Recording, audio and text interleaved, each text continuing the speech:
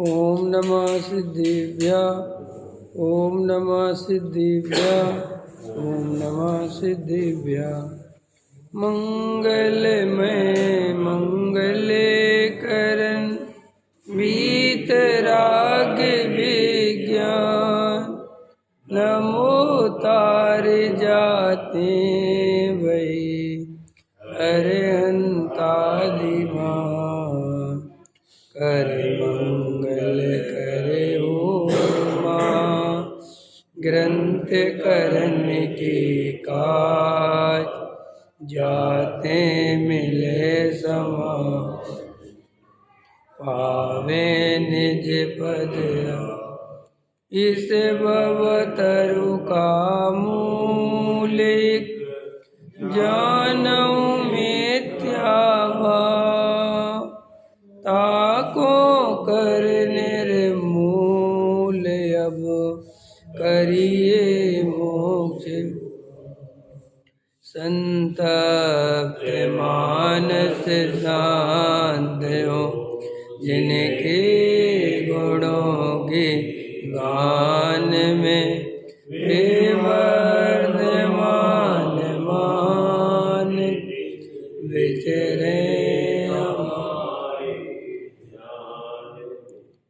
मोक्ष मार्ग प्रकाशक 8वां अधिकार है। अनुयोगों के व्याख्यान का विधान पढ़ रहे हैं। वर्तमान योग के व्याख्यान का विधान देखो क्या कहते हैं।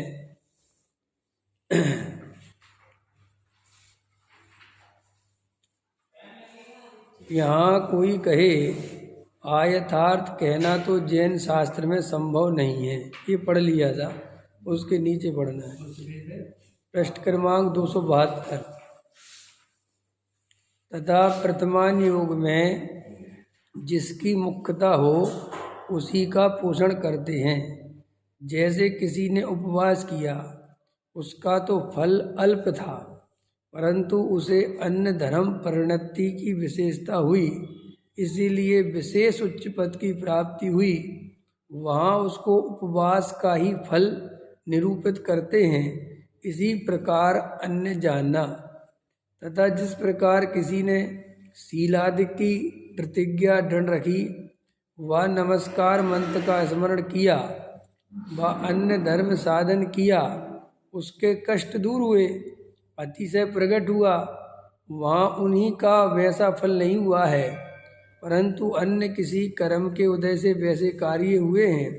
तथापि उनको उन शील आदि का ही फल निरूपित करते हैं। इसी प्रकार कोई पाप कार्य किया, उसका उसी का तो वैसा फल नहीं हुआ, परंतु अन्य कर्म के उदय से नीच गति को प्राप्त हुआ अथवा कष्ट आदि हुए, उसे उसी पाप कार्य का फल निरूपित करते हैं इत्यादि। इसी प्रकार जानना। देखो वर्तमान योग की चर्चा चल रही है, तो वर्तमान योग की एक अपनी स्टाइल है, एक अपनी शैली है। और ये वर्तमान योग की जो शैली है, इसका ज्ञान सामान्य श्रोताओं को होता ही नहीं है। जो स्वाध्याय विशेष नहीं करते, वक्षा नए चक्र आदि नहीं पढ़ते, निश्चय व्यवहार का स्वरूप नहीं जानते। और मैं तो ऐसा समझता हूँ कि निश्चय और व्यवहार की चर्चा भी समझ लो पूज्य गुरुदेव श्री का उदय हुआ तो ये निश्चय और व्यवहार की चर्चा समझ में आई। ना समझ लो ये उसके पहले और अभी भी जो पूज्य गुरुदेव के मार्ग में नहीं है, वहाँ निश्चय व्यवहार कुछ भी नहीं होता। वहाँ तो जो कुछ होता है वो होता है। वहाँ निश्चय और व्यवहार का भेद ही नहीं है। ये निश्चय से है और ये व्यवहार से। वहाँ तो बस करे जाओ करे जाओ करे जाओ, पूजा पाठ करे जाओ करे जाओ करे जाओ, भक्ति करे जाओ तो करे जाओ, महाराजों की सेवा करो तो करे जाओ। ये दरवाजा लगा दो जी जी जी वाला वो जी लगा दिया करो, ये पता नहीं कैसे खुल जाता है। नहीं सुबह आते हो ना, जब अपने प्रवचन बैठते उसको बंद ही कर दिया करो। हाँ तो अब जो वर्तमान योग की शैली है, इसलिए जो मैं बार बार बोलता हूँ कि सम्यक ज्ञान होना अति आवश्यक है। शास्त्रों को पढ़ने का जो स्टाइल है, जो उनकी शैली है, उसका ज्ञान आपको अत्यंत आवश्यक है पढ़ने के पहले। तो अभी बहुत सारे जीव क्या है, वर्तमान युग आदि के ग्रंथ पढ़ते हैं, अथवा बहुत सारे साधु संत त्यागी वृत्ति पंडित विद्वान अब वो वर्तमान युग की कोई कहानी सुना देते हैं, तो ये बिल्कुल ऐसा चमट जाता है कि बिल्कुल ऐसा ही होता है। अब ये टोडामल जी साहब कह रहे ऐसा नहीं है, ये पैरा का सार ही है। वो ये कह रहे हैं ध्यान से सुनो कि अब जैसे मान के चलो किसी ने उपवास किया, तो उपवास को इतना बड़ा चढ़ा के बता देंगे कि सब उपवास ही सब कुछ है, और जो कुछ है ये उपवास से ही हुआ, जो कुछ हुआ उपवास। तो टोडामल जी कह रहे हैं उसका एक तरीका है कि उस समय उसको उपवास को मुख्य करना है, उसको ही हाईलाइट करना है, तो वो ही सब कुछ है। तो अब जैसे लोक में जिसकी शादी है, जो दूल्हा बनाए, बस उस दिन बोई ऐसा लगता है कि घर का मालिक ही ये हो, सब कुछ इसी का, जबकि कुछ ऐसा है तो नहीं है। उसी के ऐसे इसमें है वर्तमान युग में कि जो चर्चा आई, जो उनको बात कहनी है, तो उसे बहुत हाईलाइट कर देंगे, और अज्ञानी जी बिल्कुल नहीं समझ पाता है कि भाई ऐसा नहीं है, और उसमें बता दिया देखो इसने उपवास करा था, मैना सुंदरी थी, उनने सिद्ध चक्र विधान रचाया था, तो बस वो सिद्ध चक्र विधान ऐसा हो गया कि वो सब कुछ वो ही हो गया। अब जबकि वो कह दिया, बता दिया कि भाई विधान आदि करना बहुत अच्छी बात है, बढ़िया पापाचार से बचते हैं, देव शास्त्र के समीप रहते हैं, भक्ति आराधना वो मुख्य करना था। अब लेकिन वो उसका बिल्कुल ऐसा पकड़ के बैठ जाता है। तो टोडामल जी साहब कह रहे हैं कि इस तरीके से, और देखो अब किसी ने शीलादिक की प्रतिज्ञा की, नमस्कार का स्मरण किया, वह अन्य धर्म साधन किए, उसके कष्ट दूर हुए, अतिशय प्रकट हुआ, तो बस उन्हीं का वैसा फल नहीं हुआ, परंतु और कर्म का उदय हुआ। तो कैसे, अब जैसे सीता, तो सीता शील की जब वो अग्नि परीक्षा दी, तो सीता प्रति कमल रचायो, अंजन से किए अकामी, दुख मेटो अंतर्यामी। अब ये लिख दिया, अभी बिल्कुल व्यवहार ने का कथन है। क्यों कि अगर वास्तव में ऐसा ही था तो सीता तो शीलवती पहले ही थी, इतने कष्ट काहे को हुए हैं, इतने माने रामचंद्र के साथ तो जो वो 14 वर्ष रही, और वो तो अलग बात, लेकिन बाद में जब घर से निकाल रहे थे हैं, गर्भवती सीता को जब सेनापति जंगल में छोड़ रहा था, तो तब आ जाते ना देव, और तभी अपना वो कर देते कि भाई क्या कर रहे हो आप, लांछन लगाया, तब क्यों नहीं आए। और इतना समय बीत गया, लव कुश हो गए, वो सब दुनिया भर की रामायण वो आपको पता है, और फिर वो अग्नि परीक्षा दो, और फिर वो तो कहते साहब अब ऐसा बता दिया कि सब सील के काट, तो भाई सील के काट दो, तो तब से कहाँ था वो सील। अब लेकिन भाई उस समय उनका पाप का उदय चल रहा था, तो कोई मदद करने नहीं आ रहा था, और अब पुण्य का उदय आया, तभी वो परीक्षा आई, तो ऐसा सब संयोग जुड़ गए। तो लेकिन सारा ठीक रहा, समझ लो काय पे फोड़ दिया।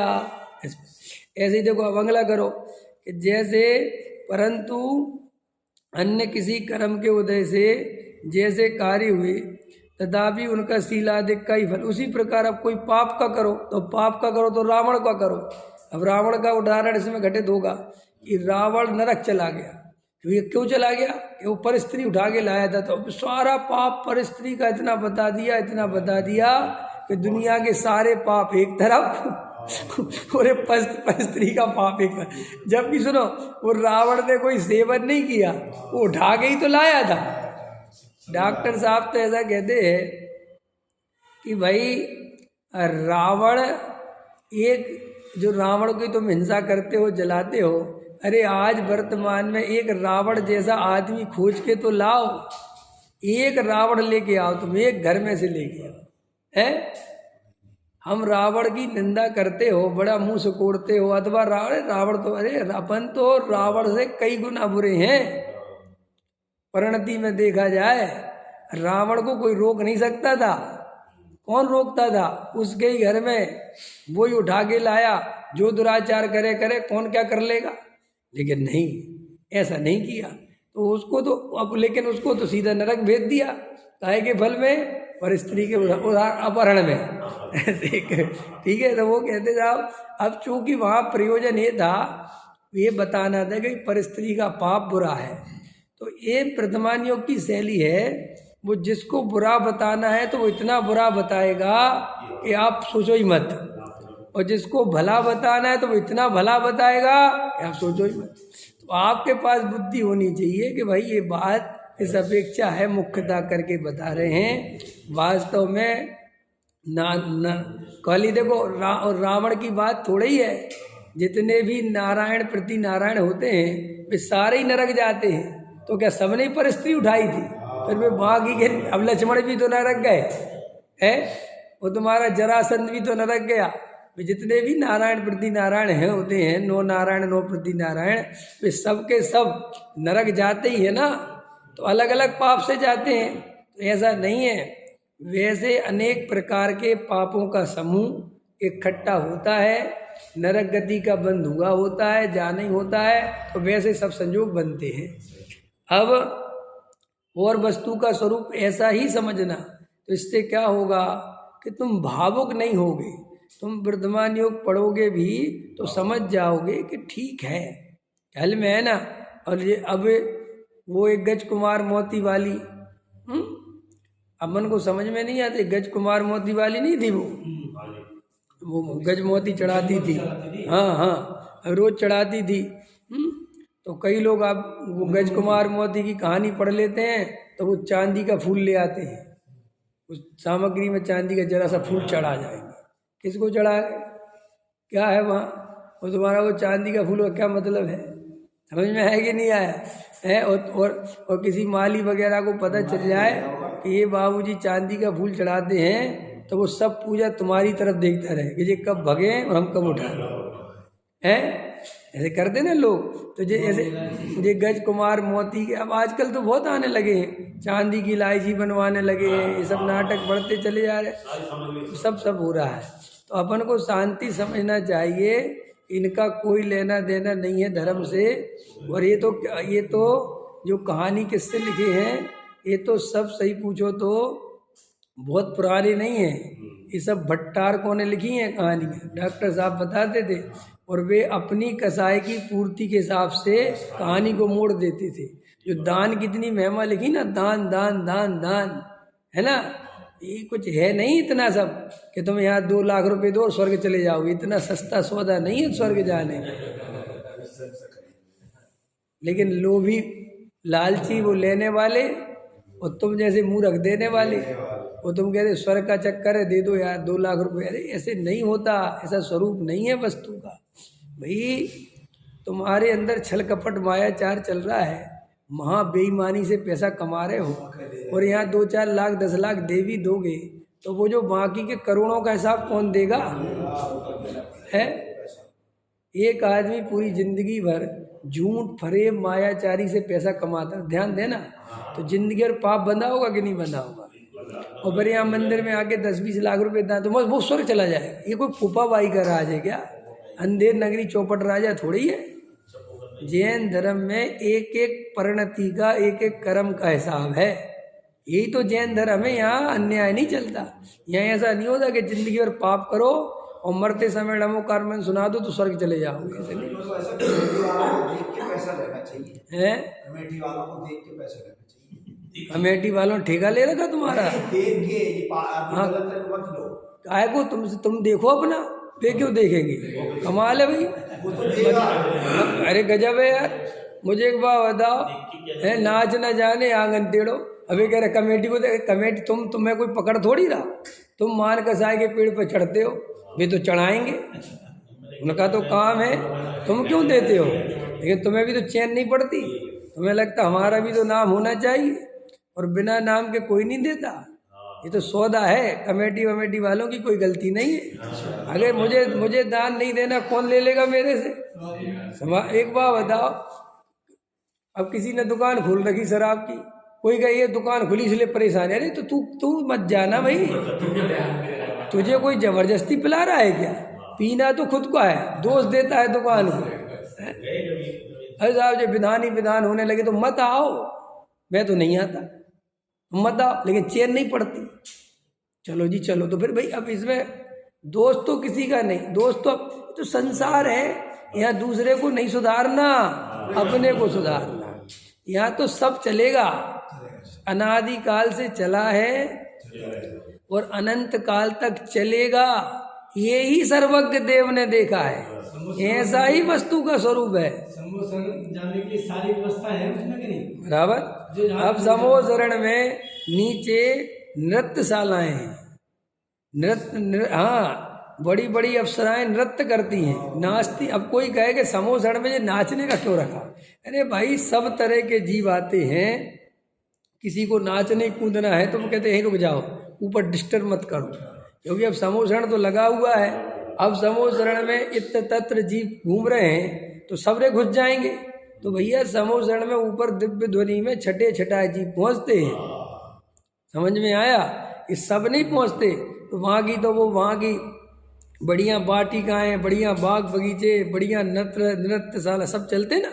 जैसे ऐसा समझ लो, उदाहरण के लिए तुम्हें समझ में आ जाएगा कि है, हाँ नहीं, ऐसे समझ में आ जाएगा तुम्हें। आजकल शादी ब्याह में भी बच्चों के लिए हाँ, वही उदाहरण दे रहा था मैं कि अभी तुम मॉल वगैरह जाओ, ये बड़े बड़े मॉल बने होते हैं, तो वो क्या करते हैं, शुरू में ही सजा देते हैं, बच्चों का वो लगा देते हैं झूला फूला, ये कर कि भाई तुम्हारा जो मतलब हो तुम जहाँ रुक जाओ, समझ में आया? और फिर किसी को शॉपिंग करनी तो और अंदर जाता, फिर किसी को और बारीकी पता है तो और अंदर। तो ऐसे ही सब जगह, ऐसे ही समोसरण में है कि भाई सब तरह के जीव आएंगे, तो भैया ठीक है भैया, तुम नीचे रुको, डिस्टर्ब मत करो। और अगर ऐसे यहाँ पे ये पूजन विधान भक्ति, ये सब तरह के जीव हैं, किसी का निषेध करने योग्य नहीं है, सब तरह के चाहिए, सब होने दो।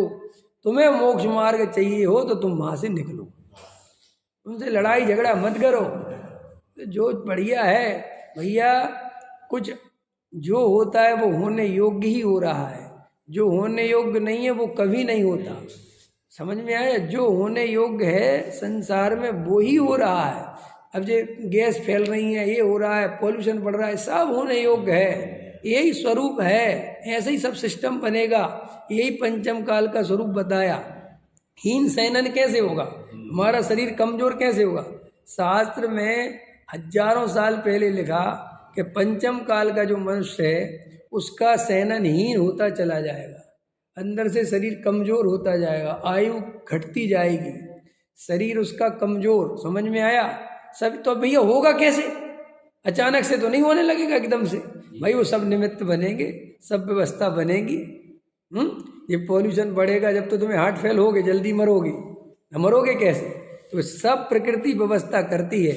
और जब तीर्थंकर आदि का समय आता है तो प्रकृति में वैसी व्यवस्था होती है। क्यों?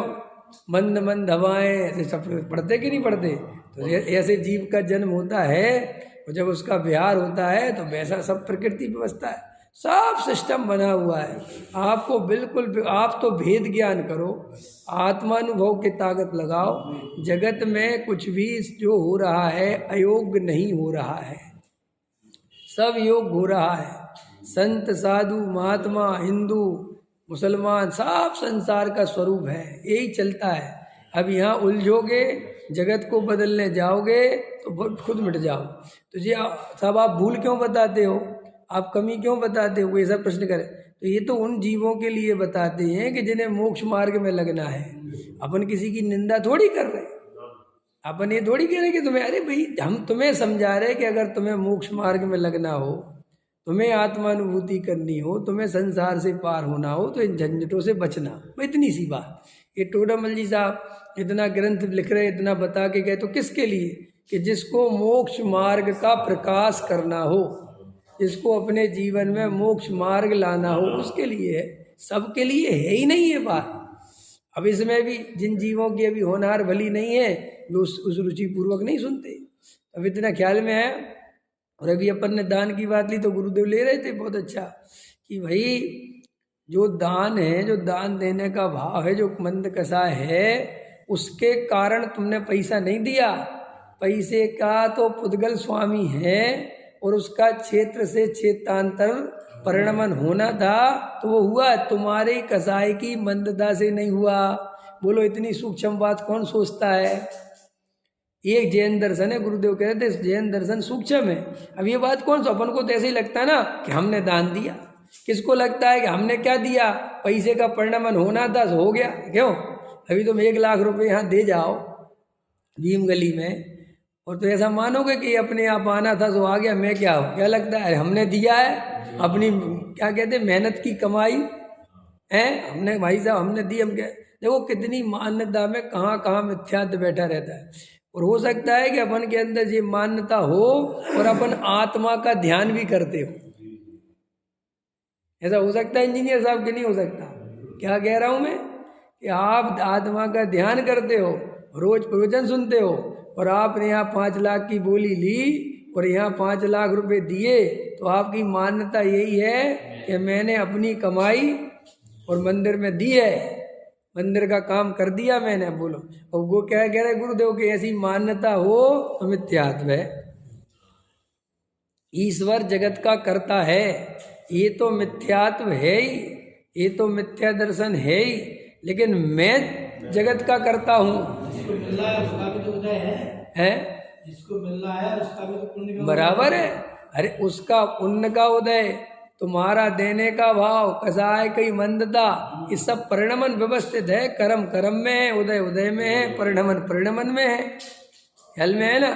सच पूछो, ये तो भ्रम है, कुछ नहीं रखा।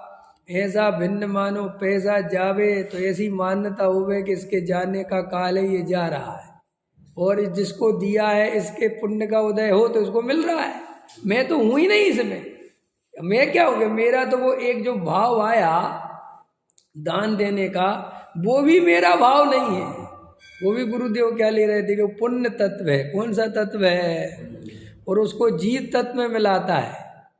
पुण्य तत्व को काय में मिलाता है? इसका नाम मिथ्यात्व है। पुण्य तत्व को संवर तत्व में मिलाता है कि मैंने दान दिया तो धर्म होगा। ये क्या भूल हो गई कि पुण्य तत्व को संवर तत्व में मिला दिया, और मैंने दान दिया तो पुण्य तत्व को जीव तत्व बना दिया। जबकि जीव का कोई लेना, जीव तो ज्ञाता दृष्टा है, मैं क्या हूँ? मुझे पुण्य का परिणाम आया, तो पुण्य का परिणाम तो मैंने किया कि नहीं किया? पुण्य का परिणाम मैंने किया कि नहीं किया? बोलो रमेश जी, पुण्य भाव जो दान देने का भाव आया वो तुमने किया कि नहीं किया? ऐसी योग्यता होनी थी, ऐसी योग्यता होनी थी, वैसा हुआ? तुमने तो नहीं किया। लेकिन देखो, तुमने उस भाव के भी कर्ता बने, पैसा देने के भी कर्ता बने, और सुनो अभिमान भी किया। तो गुरुदेव साथ में ये ले रहे थे कि दान दे के अभिमान करे तो पाप बंधे। तो कोई मुमुक्षु कह रहा था गजब हो गया, मुमुक्षु कह रहा था ना गजब हो गया, एक तो पैसा दे और पाप बंधे। तो कह रहे थे ना गुरुदेव से कि ये क्या कह रहे हो आप, एक तो हम दान दे, दूसरा तो देता नहीं और हमें पाप बंधेगा। तो बोले गुरुदेव, हाँ अगर अभिमान से दिया है तो मैं क्या करूँगा, वो पाप प्रकृति में जाएगा। और अपने अपने को चेक कर लो, अधिकतर दान राशि नाम के लिए दी जाती है। कि सब आपको कैसे पता?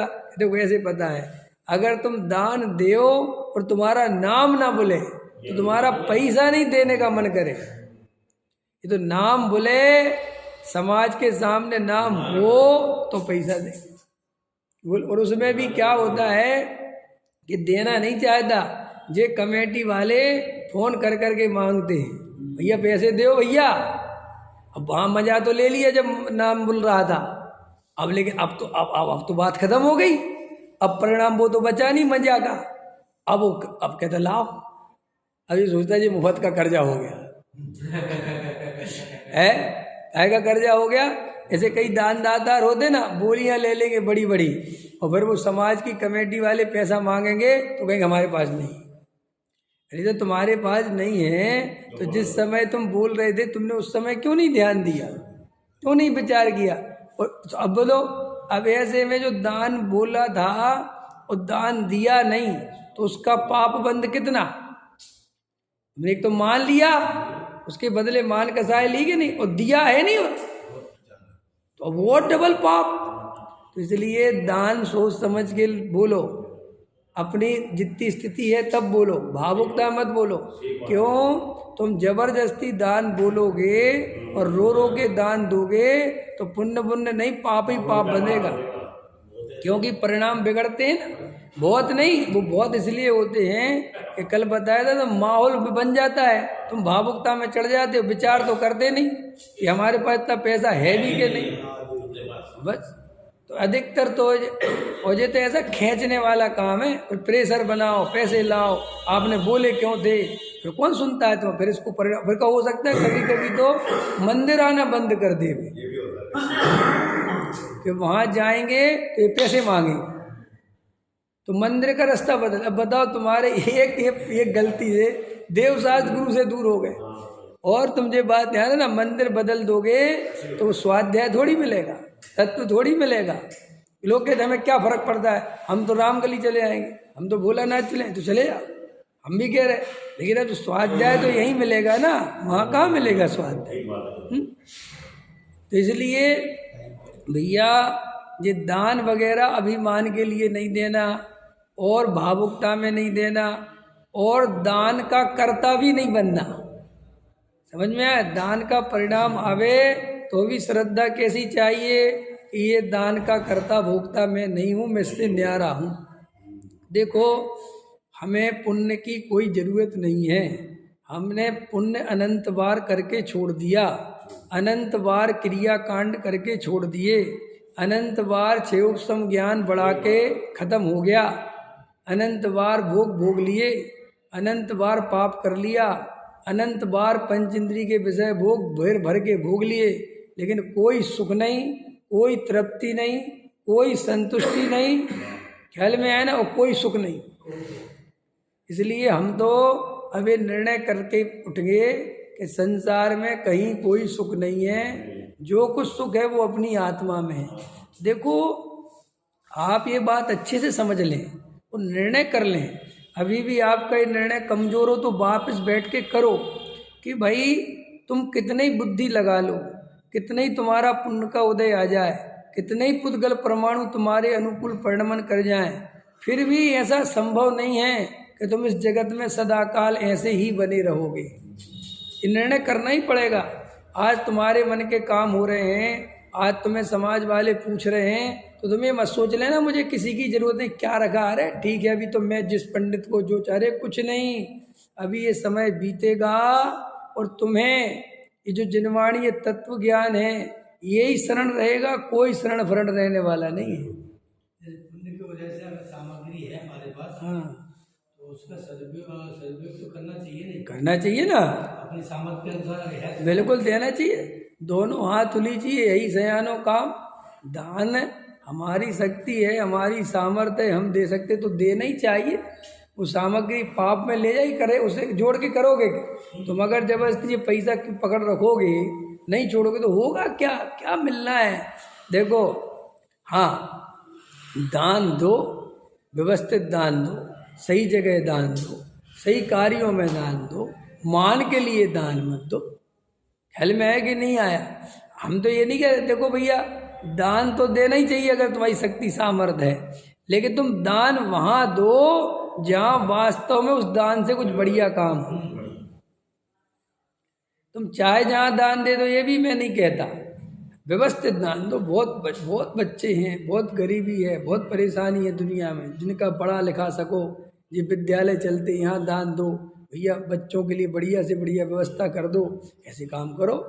खूब जनवाणी बढ़िया से बढ़िया अपनी तरफ से भी घर घर पहुँच जाए, है कोई विद्वान आदि हो और वो आजीविका से कमज़ोर हो, उसको पैसा दे दो कि भैया तुम अपना व्यापार कर लो, हमसे पैसा ले लो, हमें कोई तुम्हारी बात नहीं है। कोई विद्यार्थी हो बेचारा, कोई पढ़ाई करना चाहता हो, पैसा नहीं है, दे दो पैसे। वहाँ तो कभी सोच के भी कंजूसी नहीं करना, असली दान तो वही है। इन पुद्गलों में बहुत पैसा खर्च करने की बात नहीं है, चेतन तत्व पे ध्यान दो। मैं भी चेतन हूँ और ये बाहर में भी चेतन है भाई, इसके तकलीफ नहीं, ऐसे दान का मना नहीं, लेकिन दान का सही स्वरूप पता होना चाहिए। तो मान के लिए दान देते हो, उसके लिए इंद्र बनने के लिए तो 10 लाख की बोली लेते हो, और एक शास्त्री विद्वान या कोई बच्चा है वो 50,000 रुपये मांगता है, उसके लिए तुम हाथ से कोड़ते हो, तो तुम किसी कीमत पर अच्छे आदमी नहीं हो।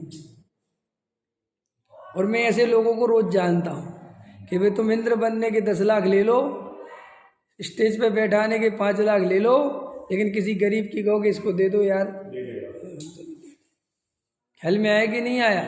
तो भी इसका मतलब क्या है कि तुम दान दातार नहीं हो, तुम गारंटी से मान के लोभी हो, और तुम्हें जहाँ मान मिलता है वहाँ तुम दान देते हो, जहाँ तुम्हें मान मिलने की कोई संभावना नहीं है तुम वहाँ हाथ से कूटते हो। और अपने अपने को चेक कर लेना, किसी दूसरे की तो बात है नहीं। अपन ही लोग क्या करते हैं, हम ही लोग क्या करते हैं, अपन आकर 1 लाख 2 लाख 5 लाख की बोली ले लेते कि नहीं ले लेते। और अपने में से अभी आपसे मैं कहूँ कि मुझे 10,000 रुपये चाहिए, तो भाई साहब 1,000 तो प्रश्न पूछोगे, क्यों चाहिए भैया? अरे भैया हमें ज़रूरत है, क्या दिक्कत है? और अगर मान चलो दे भी दिए तो 50 आदमी को बताओगे कि उनकी स्थिति खराब, ने दिए 10,000, हमने दिए 10,000, क्यों? नहीं समझ में आया? तो इसका अर्थ है कि तुम वहाँ 10 लाख रुपए चुपचाप दे सकते हो इंद्र बनने के लिए, और यहाँ 10,000, 10 लाख और 10,000 में कितना अंतर है? नहीं समझ में आया? 10 लाख और 10,000 में कितना अंतर है? तो अपने को विचार करना पड़ेगा कि अपन ईमानदार नहीं है। और देखो ये कोई आपको बताएगा नहीं, ये तो अपना एनालिसिस आप खुद करो। कल इंजीनियर साहब आप कह रहे थे ना कि भाई ये बातें जो निकलती हैं, ये जो आप बताते हो, ये कहाँ से आती हैं? ये सब अपने अभिप्राय से आती है। अपने अभिप्राय को चेक करो, देखो, सब समझ में आएगा, एक एक चीज़ समझ में आएगी। मैंने पूजा किस अभिप्राय से करी, सामग्री किस अभिप्राय से बनाई, मैंने दान किस अभिप्राय से दिया, मैं फलानी संस्था में रात दिन लगाऊं तो किस अभिप्राय। तो आपको किसी से एक बार बता, डॉक्टर साहब बहुत अच्छा ले रहे थे कल कि देखो लोग दूसरों का सम्यक दर्शन चेक करते फिरते हैं, नहीं वो ये ले रहे थे कि तुम दूसरों का सम्यक दर्शन चेक करते हो, हम तो तुमसे ये कह रहे कि तुम सम्यक दर्शन तो छोड़ो, तुम किसी का पाप भाव चेक नहीं कर सकते। तो ये ले रहे थे, कह रहे तुम सम्यक दर्शन चेक करने की बात कह रहे, मैं ये कह रहा हूँ अभी वज्रसेन जी के अंदर क्या चल रहा, तुम में से किसी में दम है, हम में से किसी में दम है, हम बता दें क्या चल रहा, हमें क्या पता क्या चल रहा। जब हम उनका वो भाव नहीं बता सकते जो इतना स्थूल है, और हम उनका सम्मेलन बता सकते हैं, तो डॉक्टर साहब कहते थे ये बिल्कुल मुफ्त की मेहनत बंद करो, अपना अपना। हाँ, फिर वो साथ में देते, ये भी गजब की प्रकृति है, दूसरे का नहीं बता सकते लेकिन अपना जाने बिना रह नहीं सकते।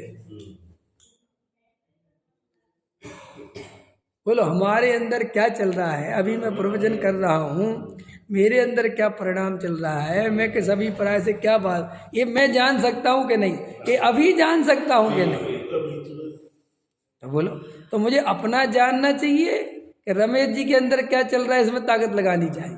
और अपन क्या कर रहे हैं, अपन जिंदगी भर से क्या कर रहे हैं, दूसरे की पूजा, दूसरे की भक्ति, दूसरे की क्रिया, दूसरे का धन, दूसरे की स्त्री, दूसरे के बच्चे, दूसरे की गाड़ी, दूसरे का मकान, सब दूसरे ही दूसरे का है। अरे अपने अंदर भी तो देखो कि मेरे अंदर क्या है। तुम दूसरे का सम्मेलन चेक कर रहे, खुद का करा कभी है? और फिर डॉक्टर साहब ये भी ले रहे थे कि मान के चलो ये पता चल जाए, बहुत अच्छा ले रहे थे कि भाई अभी तो मैं डॉक्टर साहब को रोज़ सुनता हूँ व्यवस्थित, तो इतनी बातें ख्याल में आती हैं कि दादा ने सब बातें कही हुई हैं। अपन को ऐसा लगता है कि ये बात तो मैंने ही नहीं सब कही। दादा कह रहे थे कि अभी पता चल जाए किसी को कि ये पंडित रतन चंद सम्यक दृष्टि है, क्या कर लिया, चल गया, बता दिया है, अब तुम्हें क्या हो गया इससे, इनके सम्मेलन से तुम्हें क्या मिल जाएगा, तुम तो वही के वही रहोगे। क्यों? कैसा हमें पता चल जाएगा, तो पता चल गया, बता दिया, अब सब करेंगे तो कुछ नहीं, तो फिर तो काय को ताकत लगाते हो? जब पता चलने या नहीं चलने से कुछ होता ही नहीं है, तो हमें दूसरे के सम्यक दर्शन से क्या लेना देना। अरे भाई मेरे अंदर मिथ्या दर्शन चल रहा है, ये मुझे समझ में आ रहा है, मेरी मान्यता खोटी चल रही है, मैं अपने को शरीर रूप अनुभव करता हूँ, मैं अपने को शरीर मानता हूँ, मैं शरीर का कर्ता धर्ता बनता हूँ, मैं जड़ की क्रिया से धर्म मानता हूँ, ये मेरे अंदर चल रहा है, ये मेरी मान्यता है। मैं शब्द कुछ बोलूं, दादा कह रहे थे कि तुम शब्द भले ही मुमुक्षु बन गए हो और बढ़िया बढ़िया बोलने लगे हो, लेकिन अपने को चेक कर लेना, अभी भी तुम्हारे अंदर अकर्ता भाव ग्रहण नहीं हुआ, अभी भी तुम कर्तावादी हो, अभी भी इतना स्वाध्याय सुनने के बाद भी अभी भी तुम ईश्वरवादी हो क्या? दोनों ले रहे थे, कर्तावादी भी ईश्वरवादी भी, कि अभी भी यही मान्यता है कि भगवान अच्छा बुरा करने वाले हैं। किस रूप में? पुण्य पाप। पुण्य और पाप शब्द बदल दिए कि साहब भगवान के सामने पुण्य बनेगा, क्या बनेगा पुण्य, क्या वस्तु का स्वरूप समझा भी। तो भैया जैन दर्शन बहुत सूक्ष्म है, यहाँ आपकी मनमानी नहीं चलेगी। जैन दर्शन ये नहीं कहता कि ये मैं कहता हूँ ना, तुम्हारे व्यवहार की बात नहीं है। तीन लोकनाथ सर्वज्ञ देव परमात्मा की वाणी, आगम जिनवाणी, तत्व ज्ञान जो वस्तु का स्वरूप है, जो जिनवाणी में आया है उसके अनुसार वस्तु का स्वरूप मान्य है। तेरी मनमानी नहीं चलेगी, तू है ये कुछ नहीं। और देखो कोई काम नहीं आने वाला। मैं तो डॉक्टर साहब के बारे में सोचता हूँ, देखो दादा ने इतना संसार घूमा देखा समझा और सब निर्णय रख रखे थे उनने। अभी मैंने 10 साल पुराना प्रवचन सुना, तो 10-11 साल 12 साल पुराना प्रवचन, तो उसमें कह रहे हैं कि मैं मर जाऊं, मरने वाला हूं, मुझे कोई डमोकार मन सुनाने मत आना, मुझे कुछ सुनाने मत आना। मैं घोषणा कर रहा हूं कि क्यों, कि मैं जिंदगी भर सुनाता रहा और मरते समय तुम आओगे मुझे सुनाने। तो खुल के बोल रहे थे, और मैं अपने लिए खुद लिख लूंगा सब। देखो डॉक्टर साहब क्या गजब के रहे, समाधि मरण खुद का खुद के लिए लिखा, दूसरों के समाधि मरण नहीं सुने उनने। उनने कहा मुझे जिस भगवान आत्मा की रुचि है, मुझे तो वो समाधि मरण चाहिए जिसमें आत्मा की बात आवे, जिसमें ऐसा नहीं आवे तुझ पे कौन दुख भारी, तुझ पे कौन दुख भारी, पानी छोड़ रोटी छोड़, अरे ये नहीं सुनना मुझे, मैं इनसे न्यारा हूँ। ये बात मैंने रात दिन पढ़ाई समझाई है, और मुझे तुम बाद में आके मेरी भावना सुनाने बैठ जाओगे, हैं ये सुनाने बैठ जाओगे, बारह भावना सब ये है वो है, मुझे नहीं सुनना। मैं अपना समाधि मण। देखो कुंद देव ने जैसे नियम सारणीय भावना निमित्तम, निज भावना के लिए अपने लिए मैं नियम सार लिखता हूँ। ऐसा कहते हैं कि नियम सार कुंद देव की अंतिम रचना है जो उनने अपने लिए पर्सनल लिखी थी। ऐसे ही डॉक्टर साहब ने देखो क्या गजब का जीवन जिया। जब समाज को जैसी जरूरत थी, पंच कल्याणक थे कि भाई होने हैं, तो पंच कल्याणक के प्रवचन तैयार करें। डॉक्टर साहब को जब बताया कि समाज में बच्चों को पढ़ाना है, तो बाल बोध तैयार करें। फिर बताया कि भाई पढ़ाना भी है और पढ़वाना भी है, माने टीचर भी चाहिए, तो फिर उन्होंने वीतराग विज्ञान प्रशिक्षण शिविर निर्देश का तैयार किया। देखो क्या गजब का टैलेंट। फिर बोले साहब 10 लक्षण में ना अनेक तरह की बातें करते लोग, असली 10 लक्षण की बात नहीं करते। बोले लो एक 10 लक्षण की पुस्तक ही सेट कर दी कि यही सुनाओ, यही असली 10 लक्षण है। फिर क्रमबद्ध पर्याय पे साहब बहुत हल्ला मचता है, तो क्रमबद्ध पर्याय की पुस्तक लिख दी। बोले साहब जो नए चक्र जो निश्चय व्यवहार है इसमें बड़ी समस्या है, तो नए चक्र लिख दिया। समझ में आया कि नहीं आया? मैंने आप उनका देखो कि जीवन शैली। बोले साहब लोग प्रथमानुयोग बहुत पढ़ते हैं, और अपने तो बहुत बढ़िया उनने कहानी की किताब लिख दी, एक उपन्यास लिख दिया कि नए जीवों को क्या दें हम, जो बिल्कुल नए हैं। तो बोले सत्य की खोज दे दो, एक वो लिख दिया है ना, एक मैं स्वयं भगवान हूँ लिख दिया। बोले साहब अगर अपन को महावीर भगवान का ये होता है जन्म जयंती वगैरह, पंच जन्म कल्याण, उस समय प्रवचन, तो बोले एक महावीर को लिख देता हूँ, भगवान महावीर और उनका दर्शन, उस पर एक पूरा बढ़िया तैयार किया लेख, कहीं भी सुनाना हो तो सुना दो। बोले साहब शाकाहार पे भी बहुत चर्चा चलती है, तो एक शाकाहार का प्रवचन तैयार किया, देख रहे हो आप। और विद्यालय कैसे चलता है उसकी पूरी निर्देश का तैयार, विद्यालय कैसे चलाना है वो पूरा अनुशासन, उस पर भी पूरा ध्यान, उस पर भी पूरा कमेंट कि साहब विदेशों में प्रचार करना है तो उसकी तरफ भी पूरा ध्यान दिया, समझ में। और समाज में साहब यहाँ लड़ाई झगड़ा हो रहा तो इसको कैसे निपटाना है देखते हो आप, एक व्यक्ति का मल्टी टैलेंट देखो आप, समझ में आया। और सेठियों से पैसा भी लेना है और सेठियों से दबना कभी है नहीं, समझ में आया। सेठियों की कभी सुनना है नहीं और सेठियों से पैसा भी लेना। समझ में आया? क्वालिटी देखो आप। और ऐसा वो जीवन एकदम अनुशासन आदि एकदम जीते रहे। और जब उनको लगा कि अब मेरा समय नज़दीक आ रहा है, ख्याल में आया कि नहीं आया, तो देखो उनने जैसे ही जीवन के देखा कि अब 4-5 साल, तो उनने क्या किया, स्वयं के लिए लिखना चालू कर दिया। समाधि मण लिखा, तत्व विचार लिखा, तत्व चिंतन, समाधि का सार, ख्याल में आया, रोला शतक, फिर उनने सारा पूरा लिख दिया। और अंत जब और पीछे बीच में टाइम बचा तो उनने वो पूजा पूरी लिख दी, प्रक्षाल पाठ पूरा लिख दिया, पूरा सब कुछ लिख दिया। बोले लो साहब अब ये भी झंझट लो। और फिर अपना ही समाधि मरण आ गया समय, तो पंच कल्याणक का समय आया, प्रशिक्षण शिविरों का समय आया। तो बोले साहब वो तो दादा के प्रवचन तो पेटेंट है, वो तो इस पे करेंगे। बोले अब नहीं करूँगा, अब मेरा समय पूरा हो गया, अब पंच कल्याणक में भी समाधि मण सुनाऊंगा। क्या सुनाया? समाधि मण सुनाऊंगा, क्योंकि अब मुझे और कोई लेना देना, अब मुझे कोई व्यवस्था से लेना देना, अब मुझे इस बात के विकल्प नहीं है कि लोग आए के जाएं के समझें के नए के पुराने, खत्म। और देखो एकदम हवा में चले गए, कुछ नहीं। अभी जिस दिन गए हैं, अभी वो मुझे जिनेंद्र मिल गया था सागर में, तो बता रहा था कि जिनेंद्र था और कोई नहीं था। दादी से कह दी अपने काम करो, और जिनेंद्र से कहा तुम सुनाओ समाधि मठ। 3 घंटे लगातार सुने शाम को। और फिर जिनेंद्र से कहा अब तुम अपने में जाओ और मैं अपने में जा रहा हूँ, यहाँ से जाओ अकेले। ख्याल में आया कि नहीं आया? और बिल्कुल ऐसे वे आए, वे बाजू में आके लेट गए परमात्म जी, वो चले गए। क्या गजब, माने आप देखते हो, आप जब डॉक्टर साहब, पता डॉक्टर साहब के साथ तो ऐसा हुआ, जब डॉक्टर साहब का इतना गजब का समाधि मरण हो गया, तब लोगों को समझ में आया बाप रे बाप, ये तो खत्म, गजब के सम्यक दृष्टि थे, ये तो गजब के ज्ञानी थे, अपन तो इनको पहचान ही नहीं पाए। माने दुनिया की आंखों में ऐसी पट्टी बंदी थी कि उनका समाधि मरण में जीवन चला गया ना, तब लोगों को समझ में आया अरे भी क्या चीज़ थे ना। लोग तो उन्हें पता नहीं किस दृष्टि से देखते थे।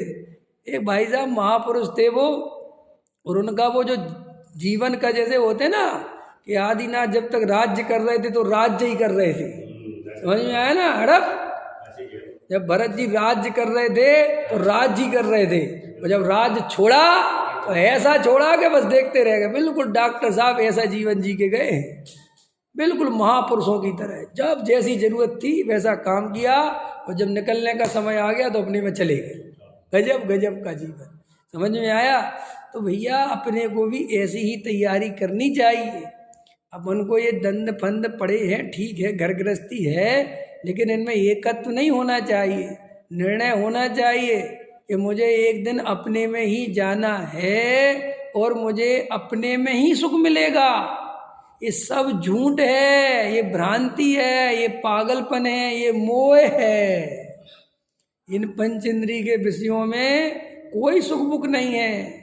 मैं तो अपने स्वरूप में लीन नहीं हो पाता, ये तो मेरी कमजोरी है। इसलिए मुझे घर गृहस्थी में, समाज के कार्यों में, मंदिरों में, इन सब में राग आता है, और ये मुझे राग महा दुख रूप है, महा आकुलतामय है। राग रूप अंगारों द्वारा, क्या गजब जिनवाणी स्तुति है ये। राग रूप अंगारों द्वारा महाक्लेश पाता जग सारा। ये राग की भट्टी जल रही है अपने अंदर, ये चारित्र मोह की गर्मी खाए जा रही है, समझ में आया। और अगर साथ में मान्यता भी मिथ्यात्व की है, विपरीतता है, अभिप्राय में खोट है, तो फिर तो तू महाभट्टी में जल रहा है, फिर तो तू मरेगा। श्री गुरु कहते हैं तो हम सम्यक दृष्टि के लिए बोल रहे हैं कि सम्यक दृष्टि ऐसा विचार करता है।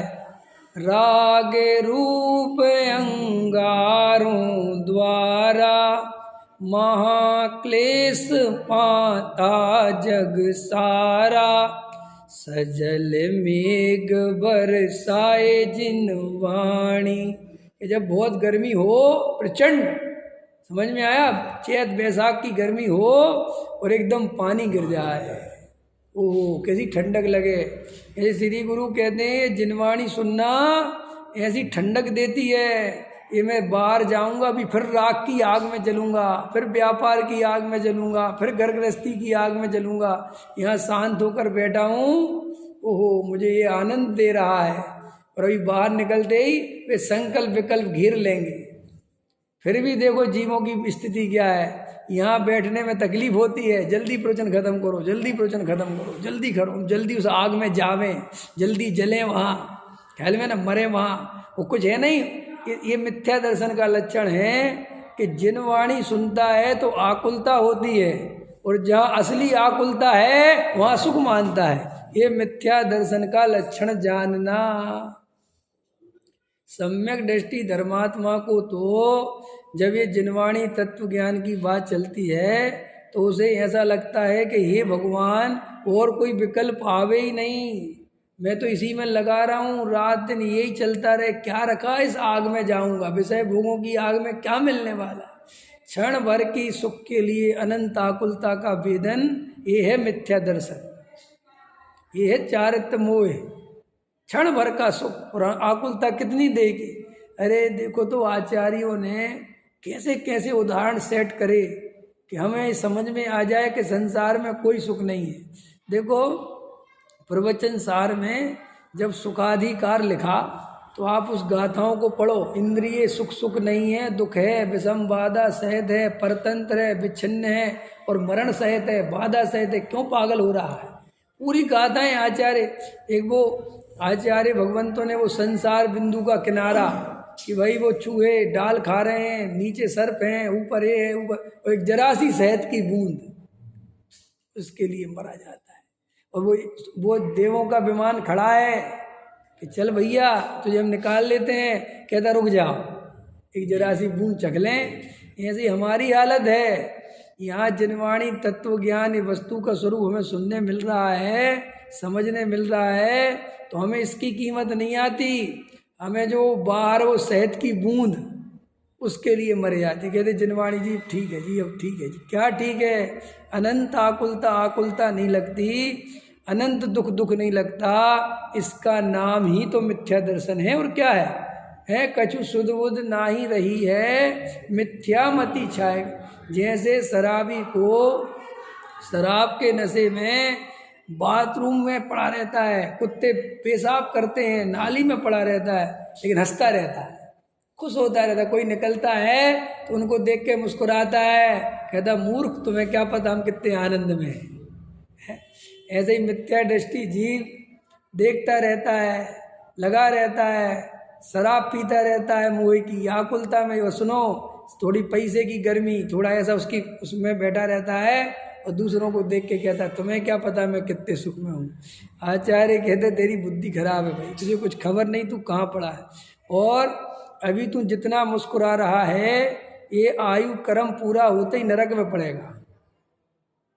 ये बिल्कुल परम सत्य है इंजीनियर साहब, नरक है, मजाक नहीं है। ये जो भी मायाचारी चल रही है, त्रियंच गति है, ये सब ये झूठ फरेब नहीं। जो कुत्ता बिल्ली तुम्हें भटकते दिख रहे हैं ये सब जीव हैं, उनको तो ध्यान से देखा करो। कुत्ते को कुत्ते की तरह मत देखा करो, कुत्ते में जीव देखा करो कि अरे जीव है और हो सकता है मेरा बाप हो। क्या तुम्हारा जो बाप मर गया वो कुत्ता हो सकता है कि नहीं हो सकता है? डरने की क्या बात है? हो सकता है मेरा भाई हो सकता है मेरी, क्या क्या सोचते हो? पूज्य गुरुदेव श्री जब ये कोई फूल की बात आवे, कोई ऐसा नीम है ना, गए हो गए आप सोनगढ़, तो नीम ही नीम लगी है तो उसकी वो गिर जाती निबोरी, तो गुरुदेव कहते थे इसमें पैर मत रख, तेरे अनंत भोग के माँ बाप हैं इसके अंदर। तो वो गुरुदेव उस दृष्टि से देखते थे कि तुझे तो लग रहा है कि कुछ नहीं इसमें अनंत, तो हम तो कह रहे तुम निमोड़ी भमोड़ी के तो छोड़ो, ये जीते जागते कुत्ता बिल्ली तुम्हें दिखते हैं, ये मुर्गे कटते हुए देखा करो। कह रहे ये जीव है सब, उन्होंने क्या अपराध किया है, ये कहाँ से यहाँ घूम रहे हैं, क्या दशा हो रही है, वो बेचारा क्या खाता फिर रहा है। जीव है ना, बिल्कुल जीव।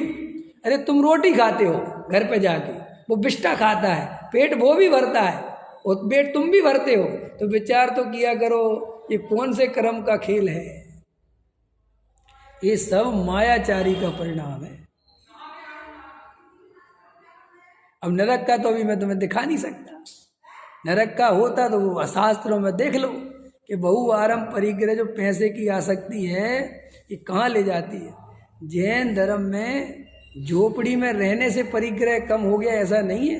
तुम्हारी जेब में 1 रुपया नहीं है इसलिए मेरे पास तो कोई परिग्रह नहीं। परिग्रह में सुख बुद्धि, मूर्छा परिग्रह, जो मूर्छापन है, जो उसमें एकत्व बुद्धि है, असली नरक का कारण तो वो है। तो भैया विचार करना कि इतनी तत्व ज्ञान की उत्कृष्ट बात मिलने के बाद भी अगर हमें आत्मा की श्रद्धा नहीं हो रही, हमारा वेद ज्ञान नहीं जग रहा है, तो ऐसा लगता है कि अभी तेरी काल लब्धि आई नहीं, तेरी होनहार पकी नहीं।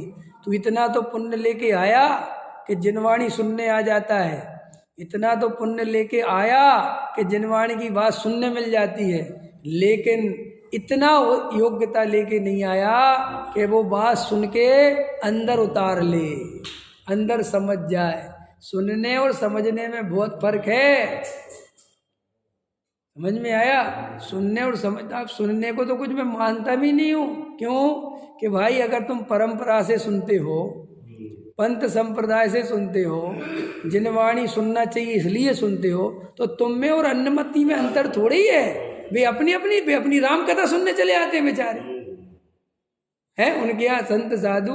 कल कोई कह रहा था, अच्छा बोल रहा था वो, कि देखो ये दुनिया कैसी है। वे राम कथा, जिनकी राम की कथा कह रहे हैं, तो राम कथा माने राम की कहानी, तो बोले कैसे थे वे राम, कि जिनने अपने पिता के कहने पर 14 वर्ष का वनवास सहज स्वीकार कर लिया। और वनवास नहीं तो अपने लिए घोड़ा बग्गी नहीं मांगे कि भाई ठीक है अब तुम ये चाह रहे हो तो सुविधाओं के सामान ले जा रहे, सब ले जा सकते थे कि नहीं? दशरथ तो मना तो नहीं कर देते ना। दशरथ ने तो ये कहा था कि भाई चले जाओ यहाँ से, ठीक है तो चले जाओ, तो बढ़िया घोड़ा बग्गी रथ सामग्री सब ले जाते रख के, हम अपना कहीं बना लेंगे भाई अपना रहे। कुछ लेके गए, कुछ लेके नहीं गए, तो ऐसे ही चले गए। एक जोड़ी जो कपड़े पहने थे वही पहन के चले गए।